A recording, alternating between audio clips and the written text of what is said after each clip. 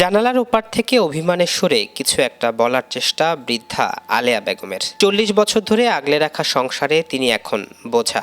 স্বামীর মৃত্যুর পর কর্ণফুলী নদীর তীরে ফেলে গেছেন তারই সন্তানরা। একমাস ছদিন আইছে ওরা মাইয়া হিয়ানে হেরি আছে সীতাগাম ড্রাইভার যাইতাম খাইয়ারি আমার যাইতে জানা ওর যাইতে জানা খুদে উদে কি বউ আছে জি আছে পোড়া নিয়েছে সাই নিয়েছে ইয়ার হরে আলেয়া বেগমের মতো এই আশ্রমে 3 বছর ধরে আছেন আরও এক জননী মাজেদা খাতুন। নগরীর অলংকার মোড়ে বাস থেকে নামিয়ে মাকে অপেক্ষা করতে বলে চলে যান সন্তান। অপেক্ষার প্রহর শেষ না হলেও বৃদ্ধা মাজেদা আজও সন্তানের অপেক্ষায় চোখ মুছেন আঁচলে। আমার বাবা ছিল না, মা ছিল না, ছোটকাল থেকে দুঃখ কষ্ট করে মানুষ হয়েছি, সংসারও করছি দুঃখ কষ্ট করে।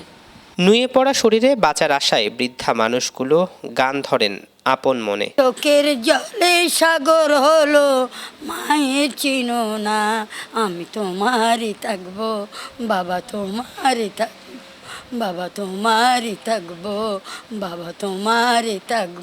কবির ভাষায় মা ঝাপসা চোখে তাকান উঠোনে উঠোনে, কিন্তু সেই সন্তান কি ফেরে মায়ের কাছে? আলেয়া মাজেদাদের মতো 42 আরও 40টি মায়ের ঠাঁই হয়েছে গোলাম রাব্বানী মানবিকে আশ্রমে। মা দিবসের সন্তানের এই নির্মমতার কথা বলছিলেন আশ্রমের এই প্রতিষ্ঠাতা। কিছু কিছু সন্তান আছে রাস্তার ধারে কর্ণফুলী নদীর পাড়ে, নতুন ব্রিজের পাশে, জিইসি মোড়, বদ্দারহাট, এই সমস্ত জায়গার মধ্যে ফালা দিয়ে চলে যাচ্ছে। আমার এই 42 বৃদ্ধাশ্রমের মধ্যে যারা এখানে যে মাগুলো আছে সবগুলো কিন্তু অজ্ঞত, পরিচয়বিহীন। একজনেরও কিন্তু ঠিকানা আমার জানা নাই।